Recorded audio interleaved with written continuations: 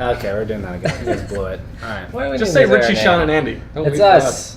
Yeah, but I can't say all your names. You would say Richie, Sean, and Andy? I'll say it. Just say your name, yeah. Hello, and welcome to another Loyalty Cup review. I'm Richie. I'm Sean. I'm Andy. And today we're going to be talking about the movie Hereditary. Very excited to jump into this one. Andy, why don't you tell us what it's about? So Hereditary, I think, is the debut, the kind of mainstream debut for director Ari Aster, who's done a few other previous short films that people on the internet love, apparently. It's about this family, and the trailers basically prioritize Charlie, this daughter of this family, who may be haunted or have some kind of spiritual thing happening after the grandmother passes away. My first impression was I was disappointed. Found it lacking in the plot department. Relied a lot on shock as opposed to shock to get the scares. But the more I thought about it, the more, and I really thought about it, the more warm I got to the whole film. Now, I think it's a good movie. I got total heebie-jeebies from this thing. It's been a long time since I've been scared by any movie, and this one really stuck to my bones. And I got home and I looked things up, and I was listening to creepy additional content that we can get into later. Yeah, so I really had a fun time at the theater, and I would recommend it for people who want to get scared. What about you? I had a similar experience. I left the theater kind of scared, and that night when I heard noises or saw shadows, I had to turn the lights on, and I was scared. The film is meticulously filmed and set up, and everything has an intention, and it's really great when you watch it. It's kind of a slow burn, but once you get to the end, you're crawling out of your skin. All right, let's dive in. Some thoughts that might be conflicting here. Yeah. So let's jump into spoilers.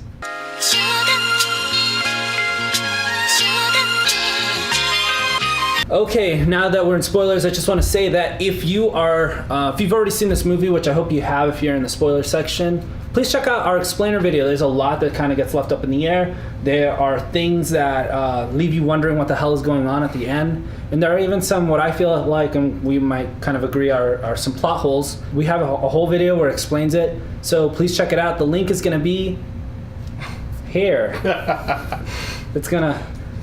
You'll see it. You'll see it.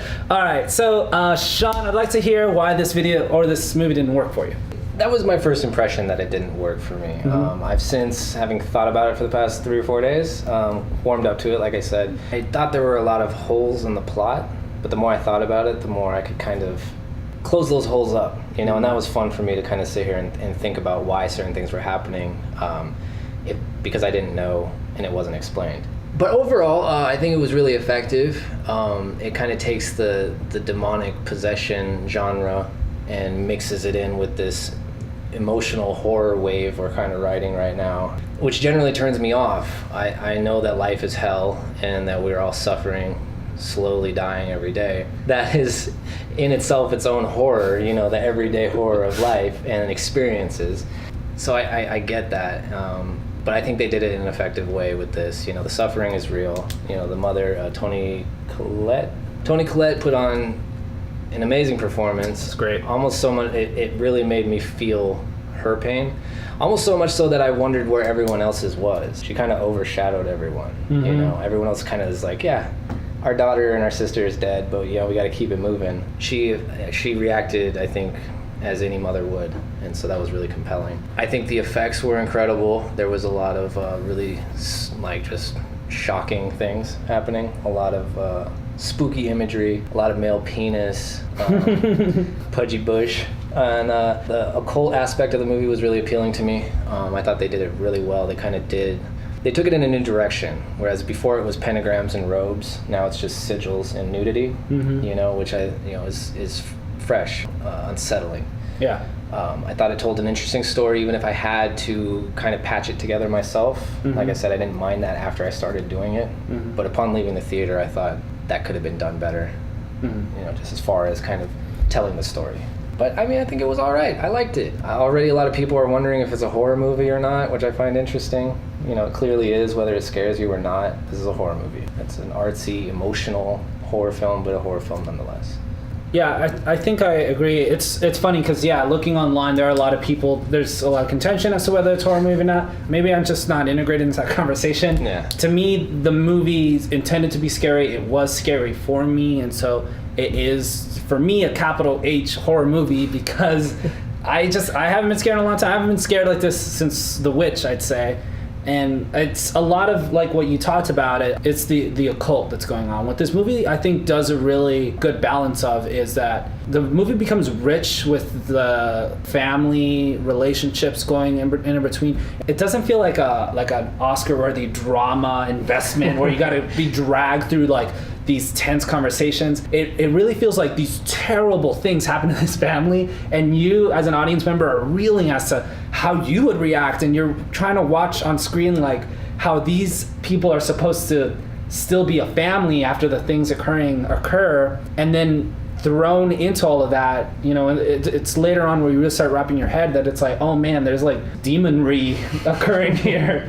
It gets so thick with all those things, and that by the end, when all the action really starts culminating, and the action's fine, but for me the lingering feeling was like in those final scenes where you really start, like it becomes text, it becomes ostensible, it's no longer subtleties. It's like, no, we are part of some sort of coven and we are worshiping this like demonic thing that we've cast on you, and we're naked.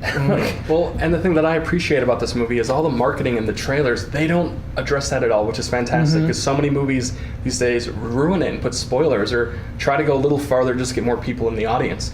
This movie specifically cut it out, saying this is about grief and family and loss, and the grandmother died. And they give equal treatment to the characters in the trailer. And what I mean by that is Charlie looks like a prominent character for the whole movie until you hit that spot when she's beheaded. And then it's like, what, 20 minutes in? 15, 20 minutes in? And the movie takes a huge turn to what you called like capital H horror, when they do the reveal and they cut to her face like with a gaping mouth and ants, and it's just sitting there beheaded. I didn't expect that, and I knew the movie was taking a turn from this like family drama grief to hardcore horror. And what I really like is Toni Collette's performance. Like, yeah, she's grieving for the loss of her grandmother and her child, but the way she addresses it reminded me of like her crying scene in The Sixth Sense, when she's just frustrated about her kid lying to her. And then it's later revealed he's not lying at all, he sees dead people. But she has that same kind of grief of, why is this happening to me? Why am I to blame for all this? And it's palpable. And I think equally palpable is like Peter, the brother, when he's laying in bed waiting for the mom to find the body. That scene, it's rough. So good. It was done so well. Yeah. You want to leave the theater. Yeah, you want to. Yeah, that's exactly how I felt. I'm like, I don't want to see this. Like, you spared me a second ago from seeing it, and now you're still going to let me live it out? Like, no thanks. Like, and I feel like any other horror film would have jumped to the headless body in the car when the mother found it, but you see his face drained of energy. He knows he's partially responsible or fully responsible. And that's so effective. And off screen, just a shrieking of, and it is, I'm glad you guys both mentioned Toni Collette's performance, because that is a lot of what it becomes. It's like her character is so self-involved and really selfish in a lot of ways that she won't admit. And so you get so sucked into her performance that it almost becomes like this red herring. Like that, you really start thinking that it's her story and how it is that she comes out of this, but what you start to see is that she has no idea what's going on around her, and it all starts closing in, but it really starts closing in around the Peter character. And I thought, to me, it takes you a little while to catch up to that, but once it does that, like, I was just so all in. I really like that. And I think there's intention behind that, because when she's grieving and blaming herself in the self-help circle, her attitude, it escalates, but it almost was the same in the beginning of the movie. She's grieving over things and blaming herself way too much. But then by the end, the movie validates all that and really makes you feel it, especially when she's watching her husband burn. We're so excited about all these people being massacred. Well, I think what happened there was, she tells a scene about how she's sleepwalking and poured kerosene or something over herself and her kids, or at least Peter, paint thinner, right, probably from her studio. You have this idea, if she were to light them, it would be an immediate blaze. And I think that's what happened to her husband. Yeah. It wasn't like a small, it didn't light on her. Yeah, when her arm lit on fire, it was slow and she was able to put it out. With him, it was instantaneous. And I think the film does that on a few levels. It gives you these instantaneous moments of dread, and it's very effective because of that. Yeah, there was a lot of dread leading up, and then just an immediate intense shock. You know what I mean? And going back to that crying scene, we're going to keep doing it, I think, is you do feel like you shouldn't be there to deal with this. It's such like a private moment, and you can only imagine what it would be. And this is what people deal with grief in different ways, you know what I mean? But you always hear about it after the fact, and so to be there, to be party to her suffering and realization is just really rough, almost mean. There were some certain aspects of the movie that I found just kind of almost gratuitous. Yeah, but then at the same time, I guess the situation calls for it. I mean, so in that sense, it's well done. It really took me by surprise, and I'm not sure if it was worth it. I think what he's talking about, and we talked about this off screen a little bit, but I felt similarly where they have the Charlie character. They have her costumes like she's supposed to be homely. She's socially inept. She's not a sympathetic character, like, or even likable. And then they brutally kill her. And it's at that point in the movie where it hadn't scared me or done anything yet. And so I was kind of just mad at it for a little while. I really felt like taken advantage of or cheated. And also like this character was cheated. Like it was just a mean movie. I think that points to the director playing with the audience more than other horror films do, because that you felt it, you know, especially when he was laying in bed, as I mentioned. But there's two other scenes where you get pulled into the movie, where when Peter's in the bed and the mother's in the corner, she doesn't move at all. You can see it barely in the shadows. He doesn't know she's there, and you're expecting her to move or attack him or something, and it doesn't happen. And that just builds the dread in the audience. And then similarly, when he sees the burnt body of his dad, and then Annie is behind him, probably going to attack him or something, he hears the noise and sees the naked man just leering at him, like smiling. It's so dreadful, and the man has no purpose other than just to be a spectator, and you as the audience, you feel that. It's so palpable. Yeah, and then with the ending itself, I mean, it's really about nothing. It's about a group of individuals who just want to further themselves on this earth. It's really just for material gain. So there may be something there where it's just really all about a group of people exploiting a family to make themselves, you know, more fruitful. And I think there's evidence of that when Annie finds the books and she's flipping through and the note reveals, and it basically says, you know, dearest Annie, whatever, I'm sorry for what you're about to find out, but it'll be worth it, you know? Yeah, the sacrifices won't be anything compared to the riches or something to that effect, In the end, all the things that you kind of have to invest in and suffer through, which to me didn't drag like it might for other people, but by the end it pays off with just eeriness, with really interesting, non-conventional scares. Yeah, I really enjoyed this movie. I mean, do you guys have any final thoughts before we wrap this up? Anything we want to mention? To sum it up, I enjoyed it. You may leave the theater a little dazed. You know, there is kind of a lot to unpack with this movie.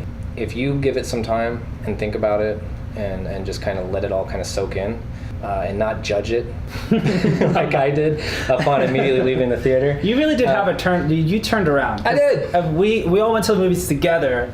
And I was sour. Yeah, right away. I was just disappointed. like, that was no good. I just thought, you know, upon leaving, I was disappointed. You know, I thought here's another artsy, emotional horror movie that is in the end just disappointing. And again, I was wrong. When I left, here I am 3 days later, just obsessing about it, and I've turned around. I think it's a great For horror that movie. reason, I'm excited to see it a second time around, because even reviewing it and looking at the explanation of what we think happened and reading the script to do that, there's so many indications throughout the movie of what's happening, but you don't catch it. And I really think there's probably more clues and more things to unlock with the multiple viewings. Yeah, absolutely. It's really fun to unpack it. So, you know, do that. And you're talking. You're looking at three dudes who just ripped apart the script, went back through all of the plotting to shoot the other explainer video, and still I'm left with like, I want to check it out again. Well, and I think questions we didn't address, like the miniature artist thing. I think there's something there about people manipulating her and her family, and she has this own world of hers that she controls. And we didn't touch on that, and I'm sure there's significance, and I'm sure the director had a reason for it. But the other things are so much more on the level and interesting. Yeah, and make no mistake, there are some just things that don't add up in this film. There are just some parts that kind of fall flat, but it is somewhat necessary in a horror film to keep the scares coming. Yeah, Like, the hallucinations and disbelief. sleepwalking. certain things are just, you're just going to see some creepy stuff that is just creepy for the sake of it, but I still think it's effective. Well, like the sleepwalking allows for some crazy scenes to happen that just aren't real. It's still very much just a horror movie, but a very, I'd say, well done one. And and we didn't. I know we're trying to wrap up, but we didn't even mention really the filmmaking itself. Like, Look great. If you're looking for a movie, I mean, I would recommend this to people who aren't even into horror movies because I think it came out really beautiful. It's really well framed and concise throughout the whole thing. I would perhaps warn them that if that they're you not see a necessarily 13-year-old girl brutalized. Yeah, I mean it is rough. So Yeah. maybe don't tell your mom if And then she's her not head hit to put on that. after. But, Or tell your mom. tell your mom. Richie recommends. It is a family Tell film. your mom. It runs in the Exactly. family. All right, so I think that's all we got. Thank you guys. We'd really appreciate it if you could subscribe. We'd also like to hear your thoughts on the movies. Go ahead and hit the comments. You can check out our other explainer videos. Somewhere around here there's going to be a link. And we'll see you on the next one.